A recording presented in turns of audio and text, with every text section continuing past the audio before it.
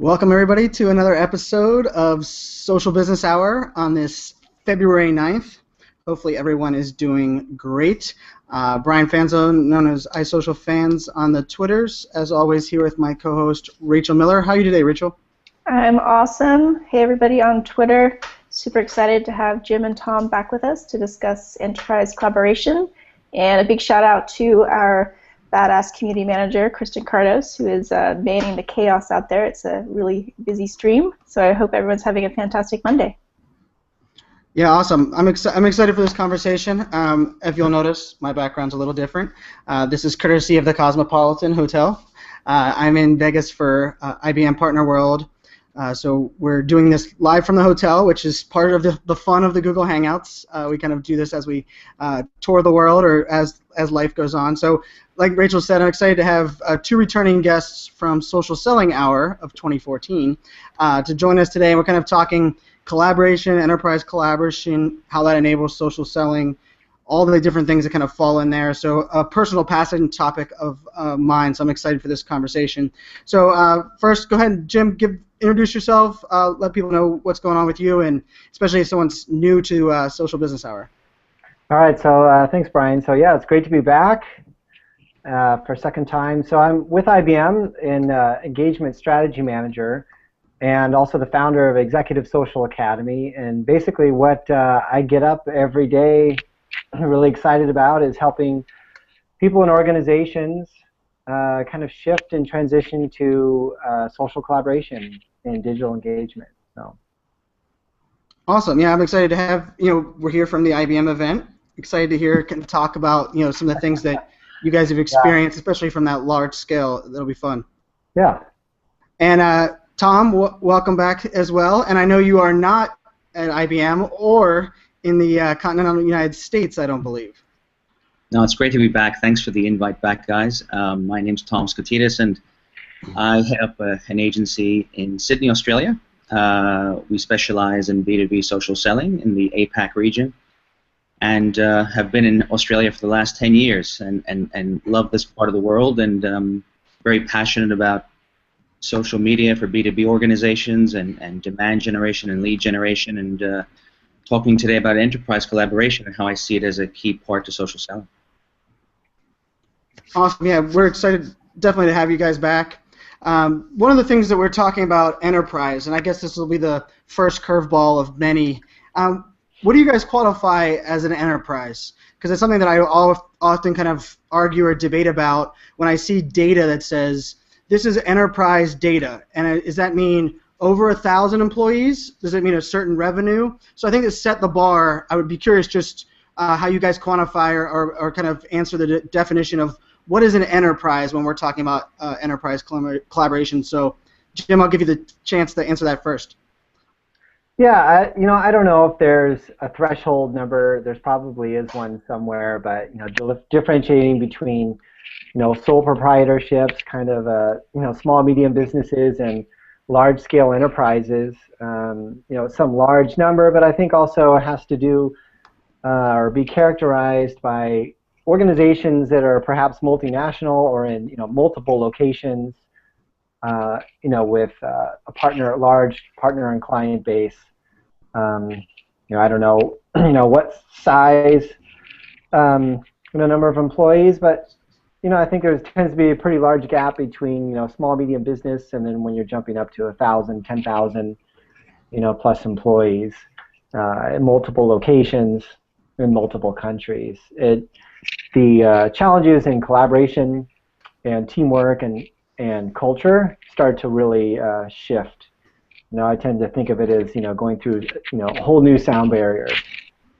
No, I like that, and I often refer or like to think of IBM is actually its own country, right? So it's even bigger than the enterprise because there's so many employees on that side. So Tom, what about you from when that enterprise side? And it might even be a little different from a global perspective, looking back at the U.S. market.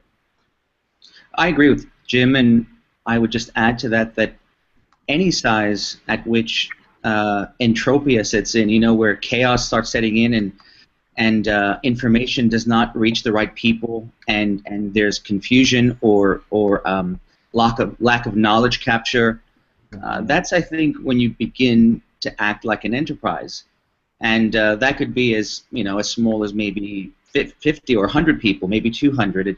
I don't think it's the number. I think it's that stage at which an organization starts to grapple with massive leaks of content and knowledge that they could otherwise use to clearly monetize through social networks and other channels.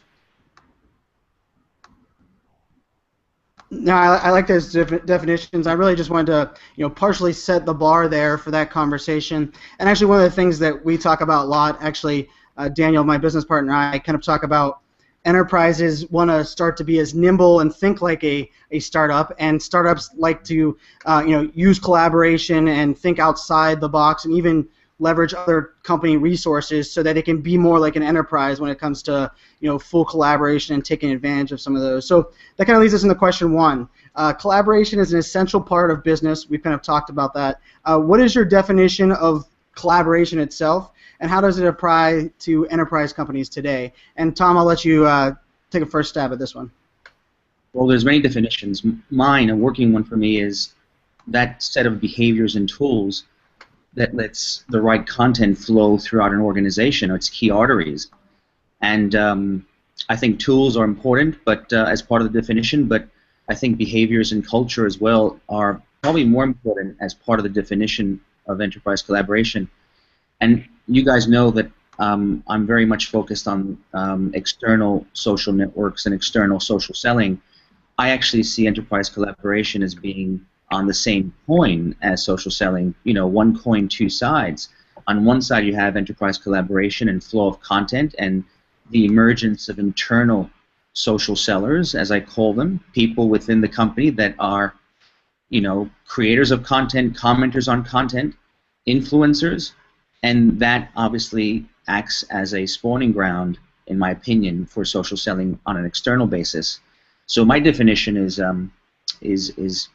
inclusive of external as well. And Jim, your thoughts on collaboration? Yeah. I mean, I would certainly agree with Tom's points, and I think, how I think about it in terms of collaboration and the enterprise is really, social capital being the collective knowledge in an organization. I really think is, and much of the data is showing us that this is the most valuable resource in an organization. And the collaboration, to some of Tom's points, is about culture, and it's about the platforms, and it's also about the practices of activating, that social capital. And what that means is, in this notion of collaboration, is bringing, connecting people and teams across an organization in an enterprise setting that's often in multiple locations. Right, so going back to what we talked about earlier, the challenge of bringing teams together around strategy, priorities, business objectives, and innovation. Collaboration, these cultures, the platforms, and the practices that we've talked about is what allows these teams to come together, to connect, and to break down, these silos between the teams so that people can work together and co-create.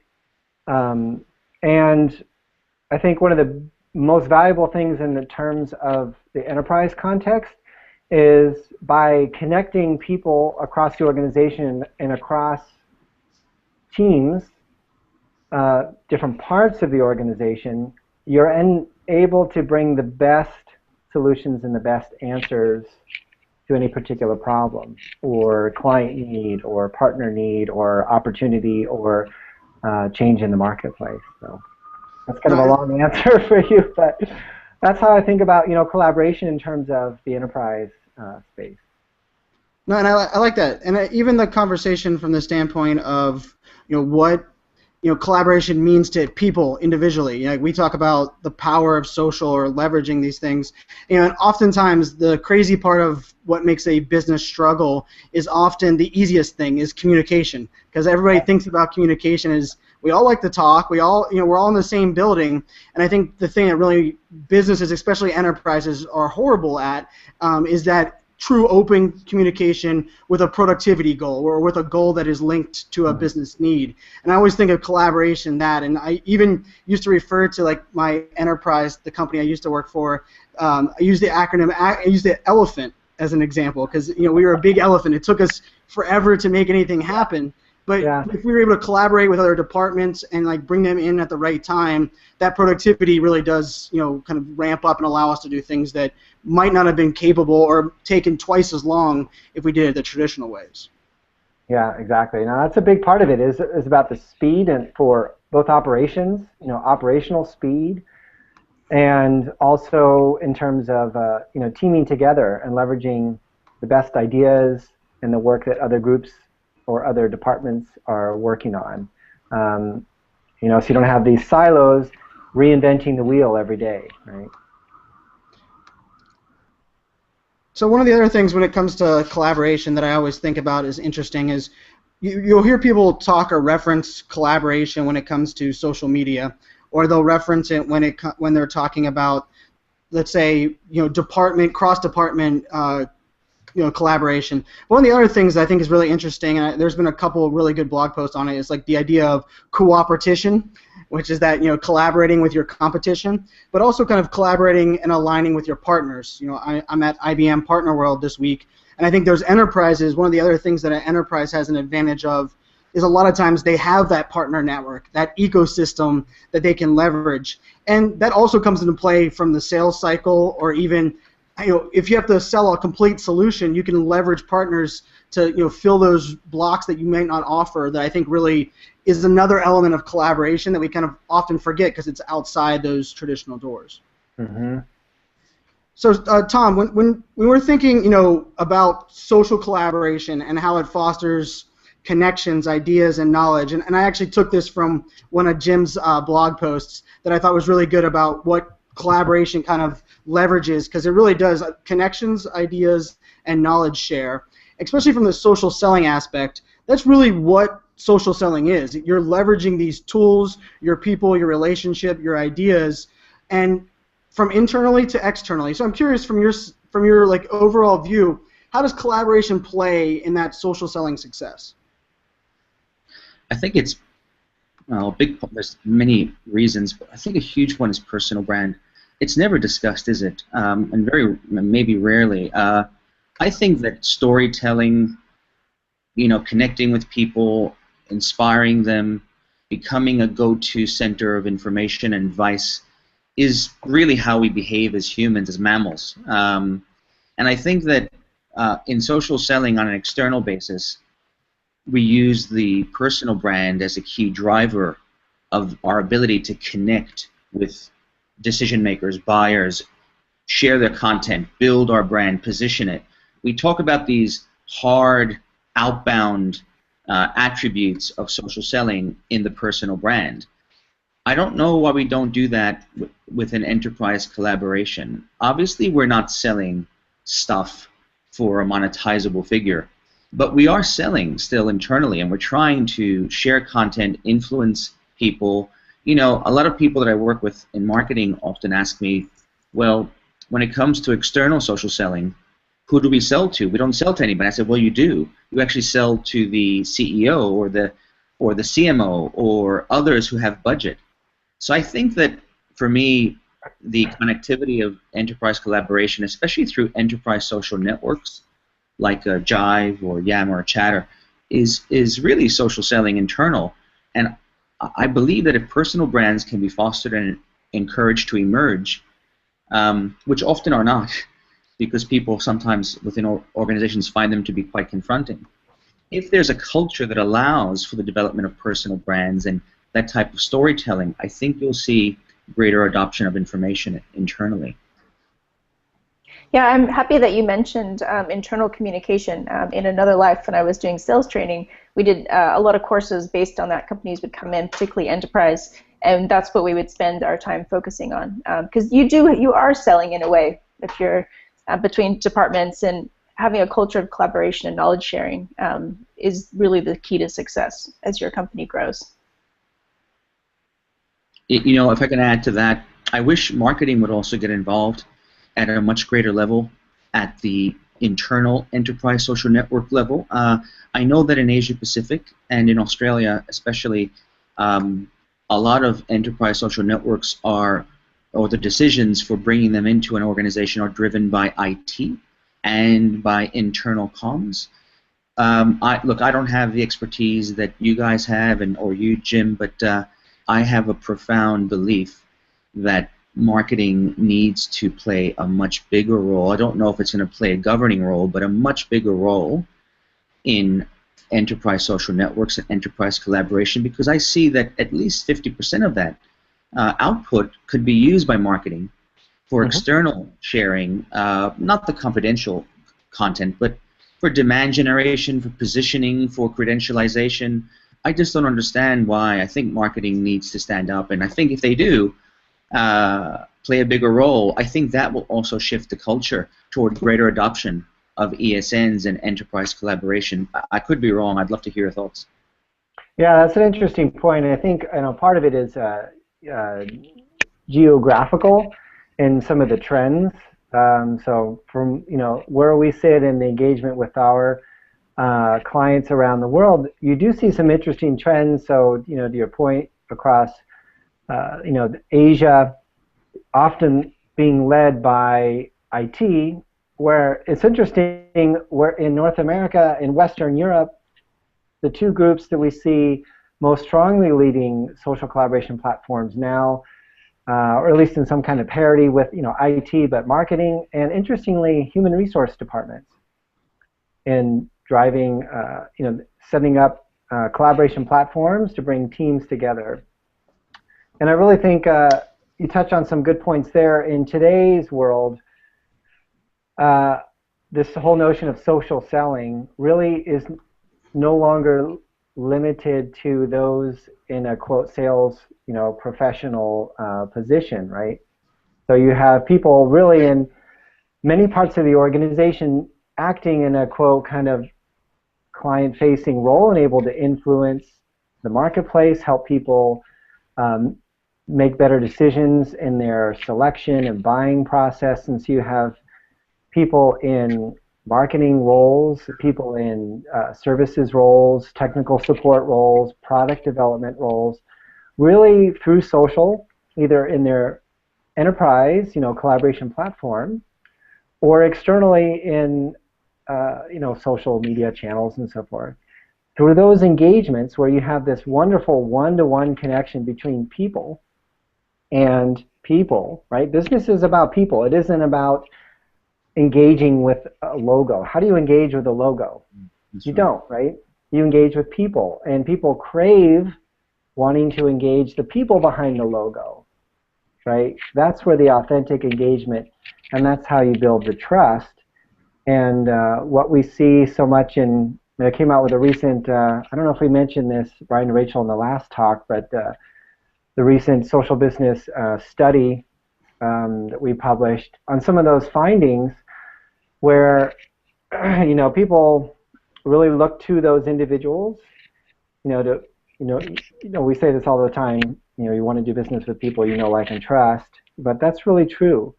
And people in different parts of the organization can bring tremendous value to people on the different parts of the journey in the selection process, if it's for a tool or a platform, any kind of solution across any industry. But to Tom's point, I think it's really important, underlying all of the tools is the culture, right?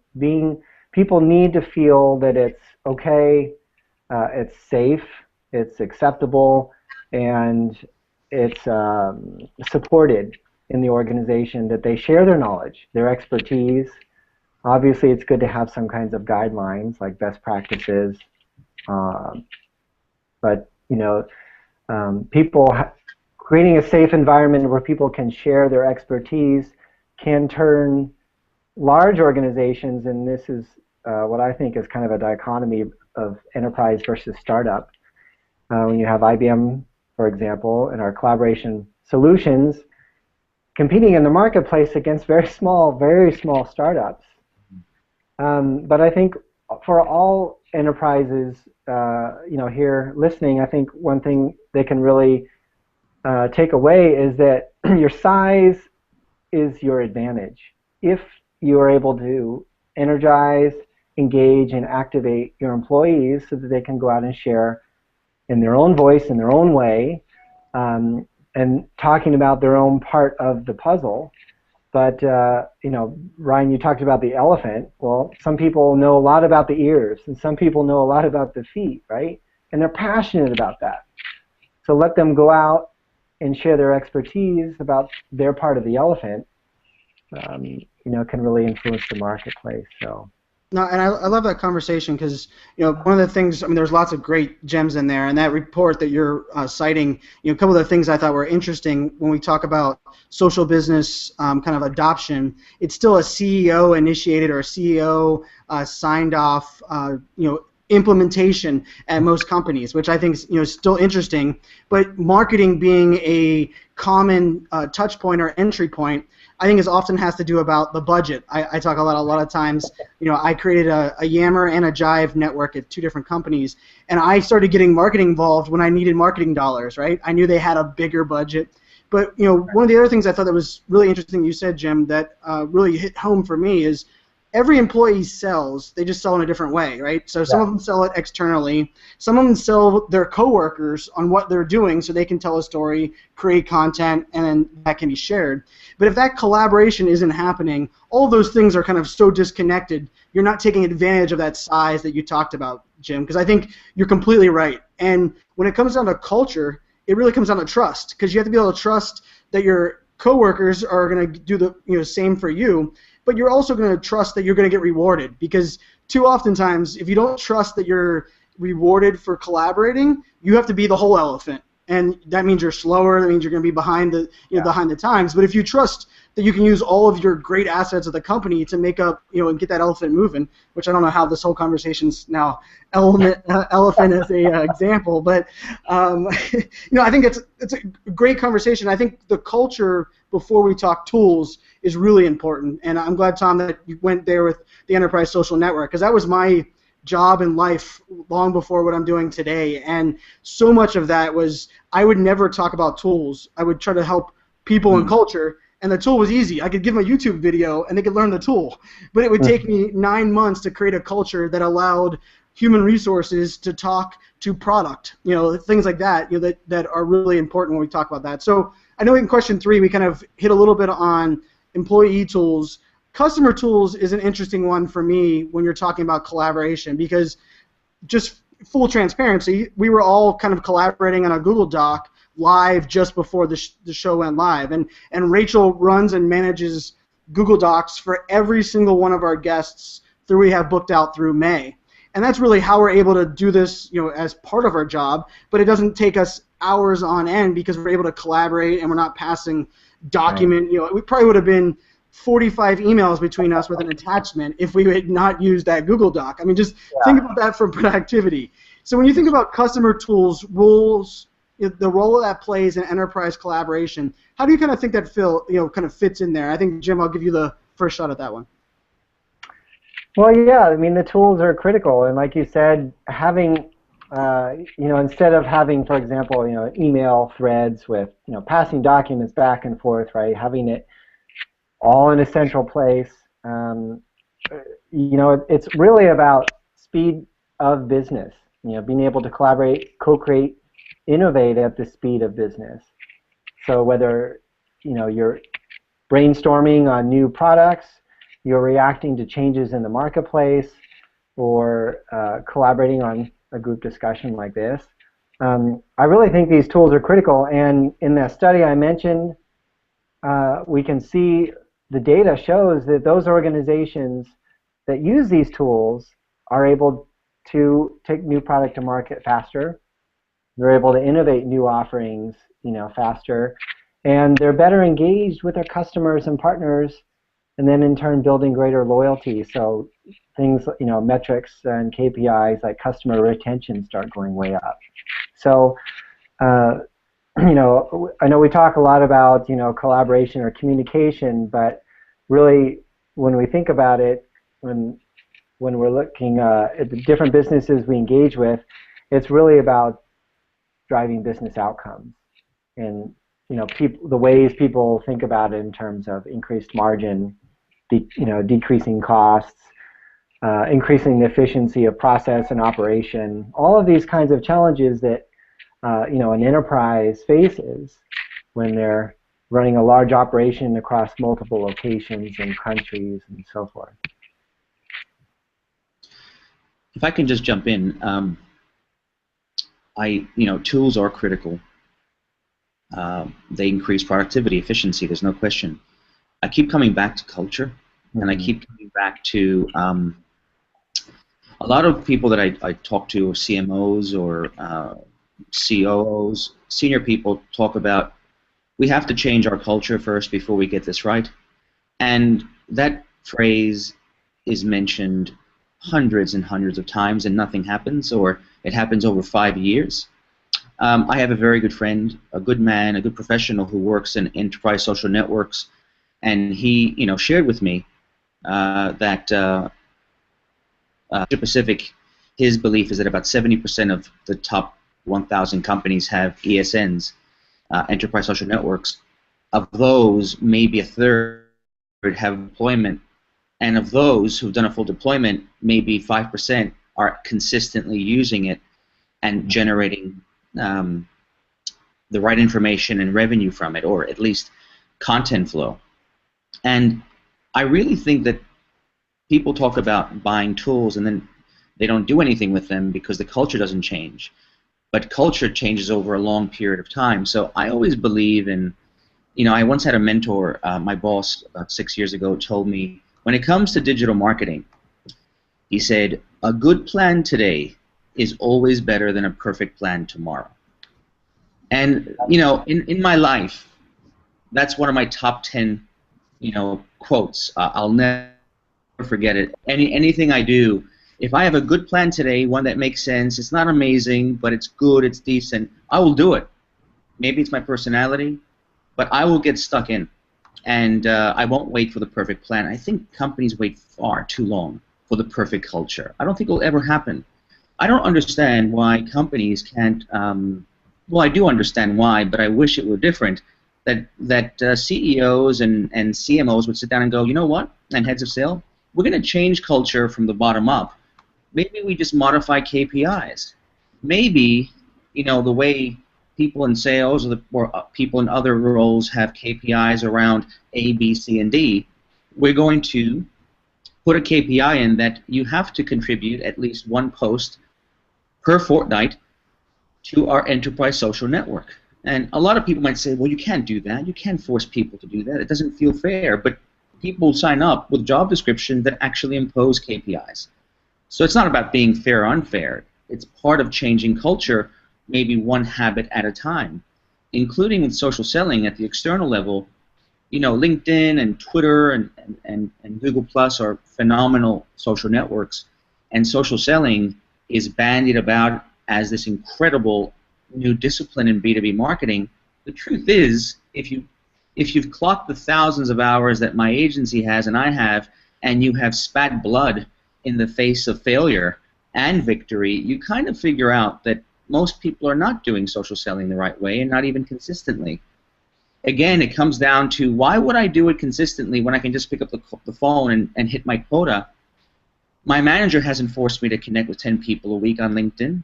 My boss hasn't forced me or asked me in a KPI sense to post one tweet a week. Why would I do this? So we need to think about it rather than a perfect plan, and start creating KPI modification and incentives. And not just that, but also communicate our beliefs as to why we're implementing these KPIs. What is our vision? What is our belief that this will do for our business and for our personal brands?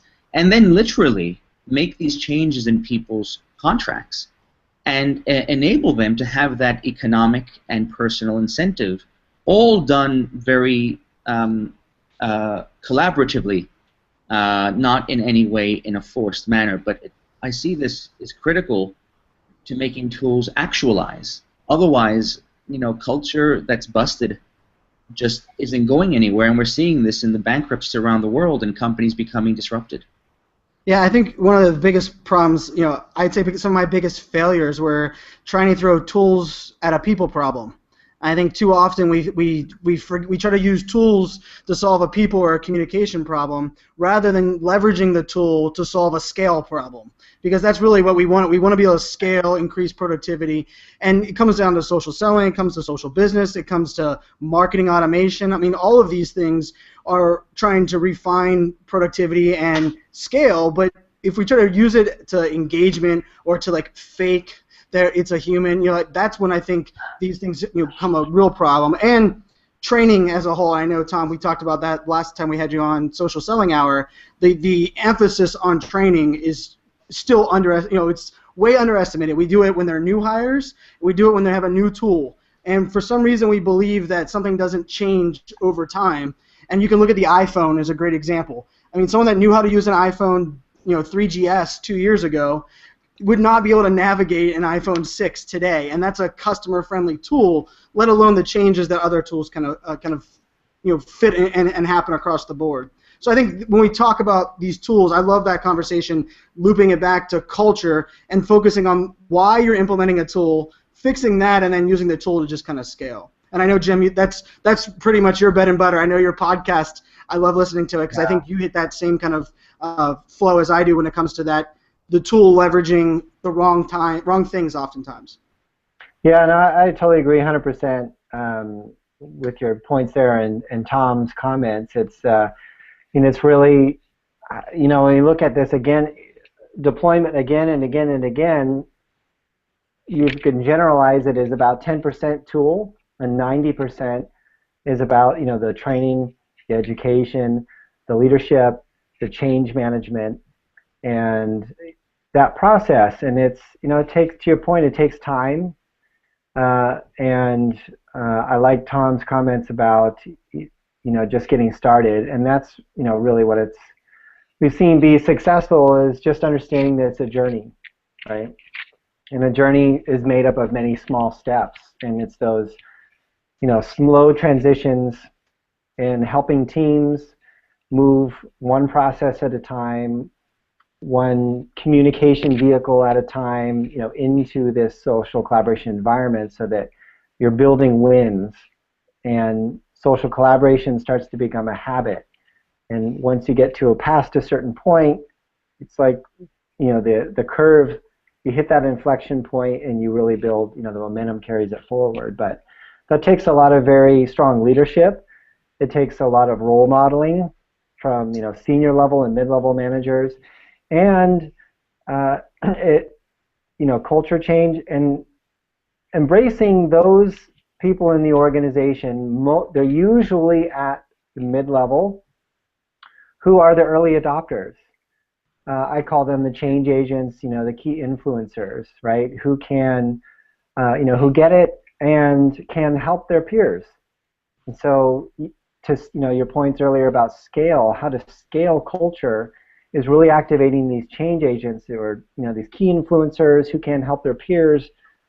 And by activating and supporting and encouraging these people, you can scale this cultural shift in this peer-to-peer kind of environment that is a little bit more organic, but it builds over time as more people start to have those aha moments, right? When they say, okay, now I get it.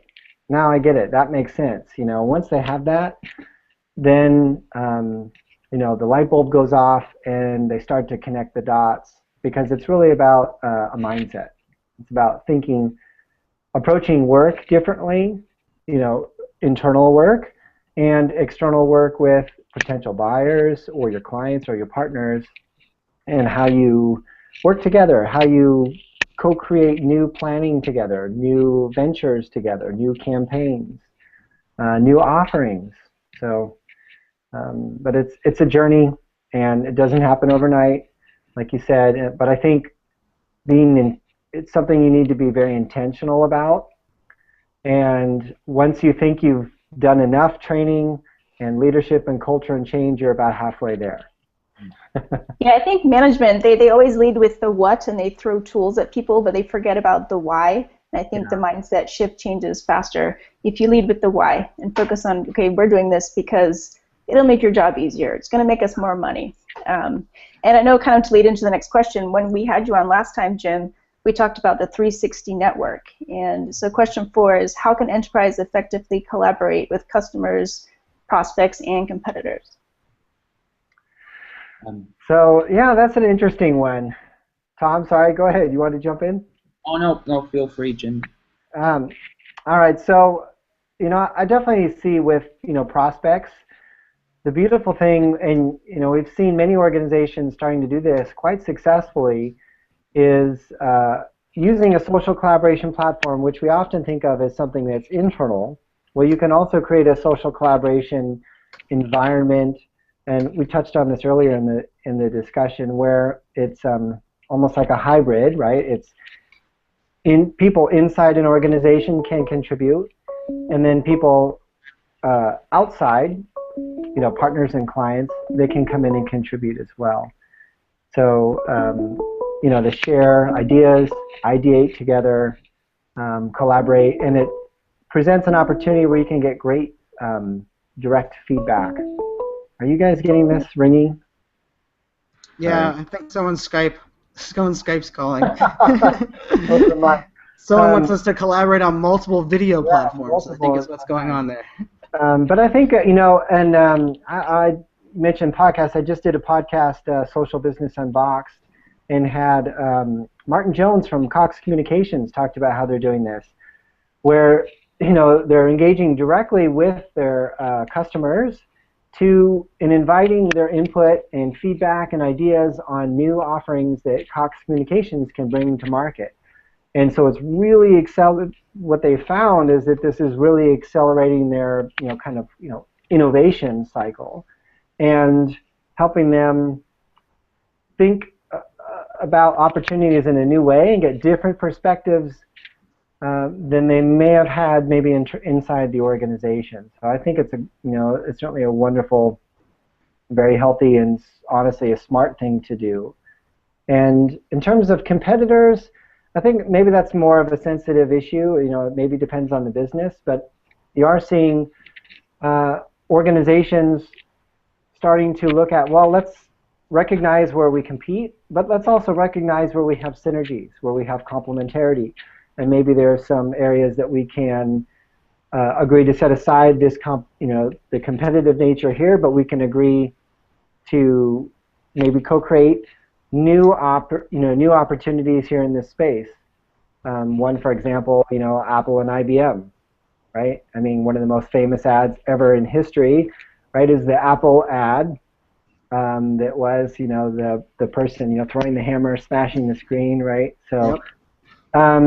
And look, was it now 25 years or so since then? I can't remember when that was, 1980. Look back at what year that was. But, now we're looking at, interesting opportunities around a joint partnership on bringing the complementarity of, two enterprises together to create totally new and very unique offerings. So I think it's pretty exciting. From my side, I'll pick one area that I think is a very exciting, and my prediction is it's going to grow massively in 2015, especially the second half and into 2016, is online communities, both external and the ones that Jim mentioned, the internal ones that have external-facing units or pods that allow for prospects and competitors to join. I don't agree. I don't disagree with you, Jim, at all. But with the concept of competitors, I don't agree about collaborating them with at all with them, unless there's obviously strategic opportunities like the one you described. But in a social network environment, social selling environment, I'm still a bit old school about ensuring that while you're sharing content and competitors can see that, don't go out of your way to make it easy for them. But I will say this. There's examples of companies that have competitors and partners in one entity. For example, channel partners of any IT company are notorious for being promiscuous in what products and services they choose to sell. Sometimes you have exclusive or aligned partners, and other times you have partners that can sell any product, including those of your competitor. Insurance companies face this every day with their brokers. You know, insurance brokers can push any policy they want, but the insurance company is obviously keen to get their policies and their brand pushed by the broker. So I see online communities as a way to bring these competitors or partners into a community and love them to death with insights and your way of thinking that predisposes them in a very ethical and marketing way to think about your company. This is classic brand building, brand positioning. This is demand generation. I also think that enterprise social networks, because of the wealth of content that flows between internal social sellers, can be used as repository to share that content or modified version, a safe public version, into an external online community where you have invited your channel partners or brokers to participate. But the conversation needs to be not just about your company, but probably more around the category and the industry and the insights, so you can seize that category in their minds. With prospects, I think it's a far simpler proposition. I think external online communities through LinkedIn or by a Jive or a Lithium or a Socius platform, these leading brands in the external community space, is a great way to collaborate without trying to use the word collaboration in a fake way.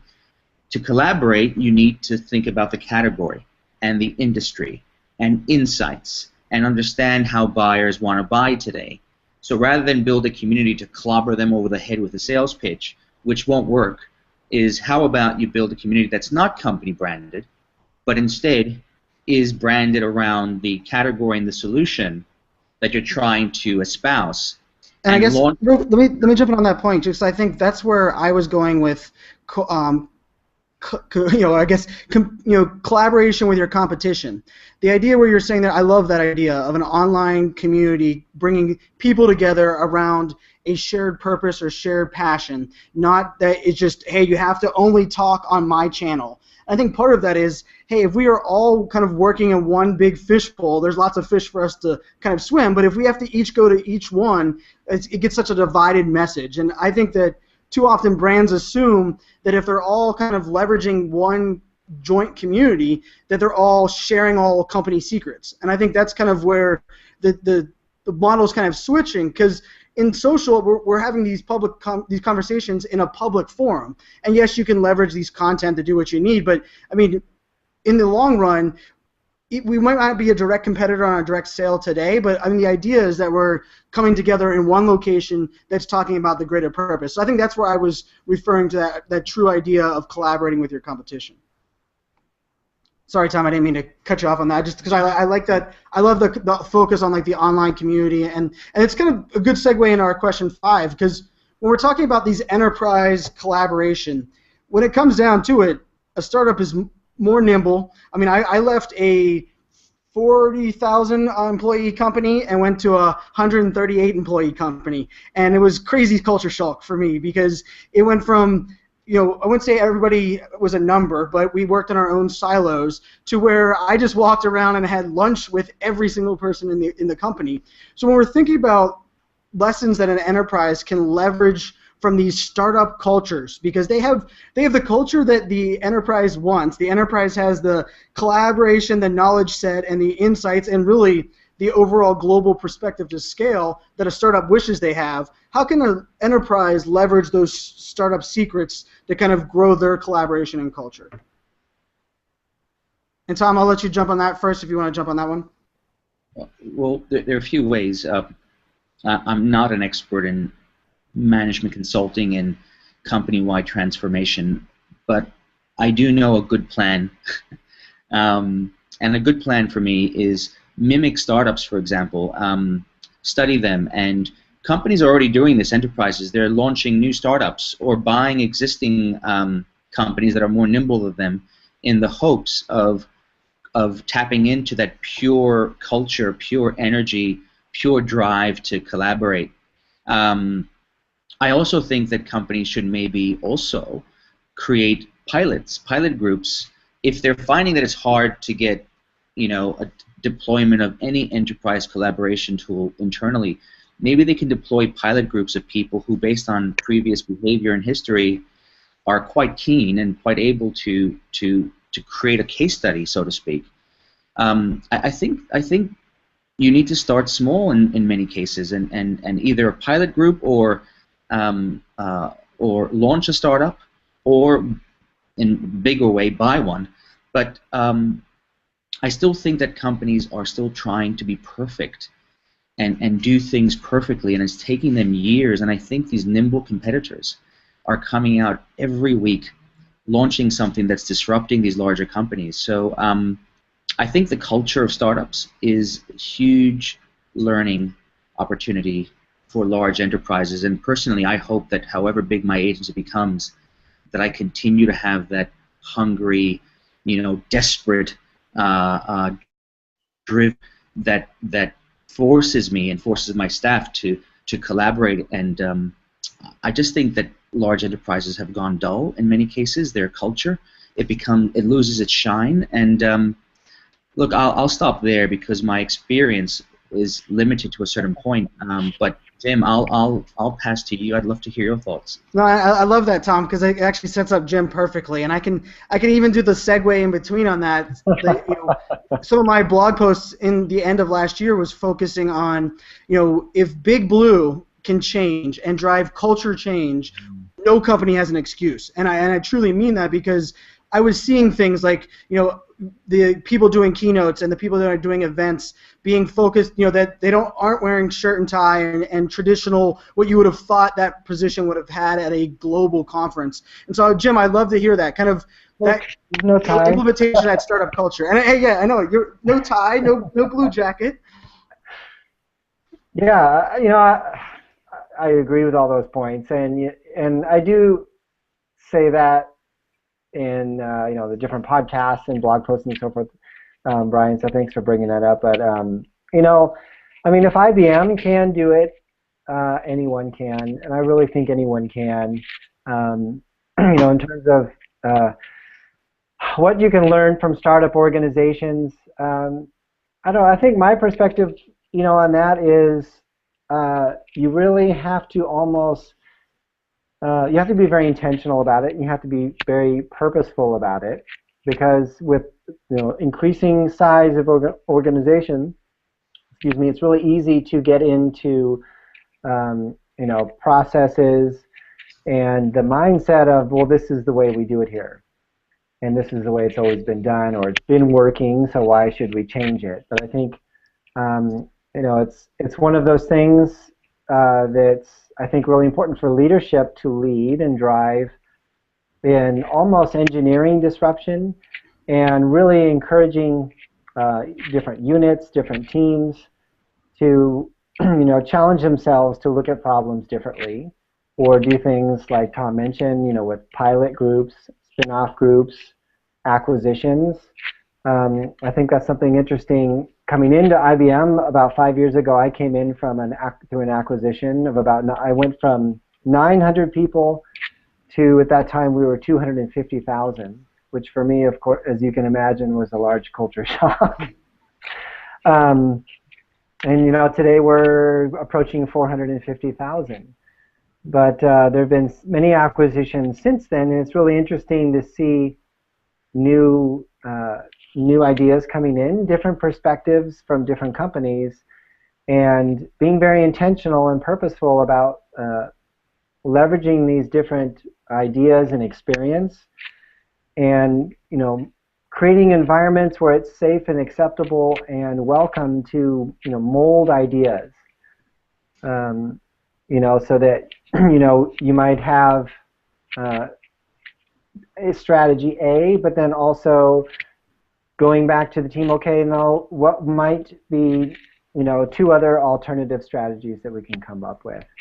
And just to use, to vet and validate and test assumptions. I think one of the biggest things or challenges I tend to see, with large organizations, that we work with, this is just my personal experiences, right, is people limiting their assumptions or making assumptions, on different factors. And I think when we work with startups, and having been in several startups, in my past, is coming at with a totally white, clean slate and a fresh perspective on not just trying to solve the problem maybe 10% better, but 10x. How can we do this 10x better, or in a totally different way? I just think it's for large enterprises.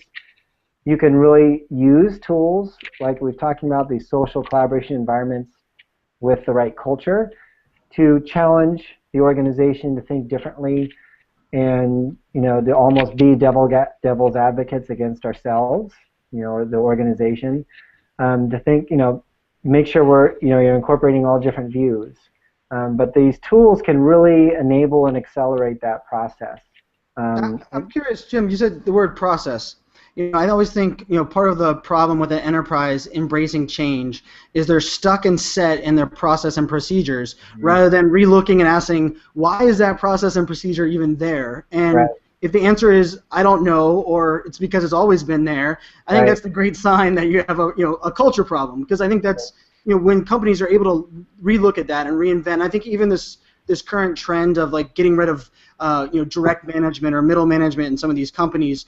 Part of that was the idea was they wanted to start over and say, okay, why was management there in the first place? Not to add another hurdle, but to shield their employees, be the road blocking busters, or whatever they might be. So I think I love that conversation. And so we have about 5 minutes left, so I want to get to question 7 here, or our last question. When we're talking about, I love that we focus this conversation. Even though it's enterprise collaboration, we really talked a lot about culture and trust and people, which I think is exciting, because I think the people that are doing this wrong are the ones that just talk about only the tools and don't focus on the why. But when we're talking about leveraging these things, changing a culture is hard. It takes a long time, especially if you're at enterprise level. So what are some things that you can think of that people can leverage, either technology or leverage people things along the way as culture's coming along to drive that collaboration? I think that's a good way to kind of leave this. So, because a lot of people are going to leave here and say, oh man, my company culture sucks, or how do I get our culture to change? And that change is going to be slow, and you have small wins. But what are some things they can do today to slowly get that that change to be embraced? And Tom, I'll let you jump on that one first. Okay. Yep. I don't want to sound like a broken record. Last time I say it, I promise. A good plan today is better than a great plan tomorrow. Find your internal social sellers.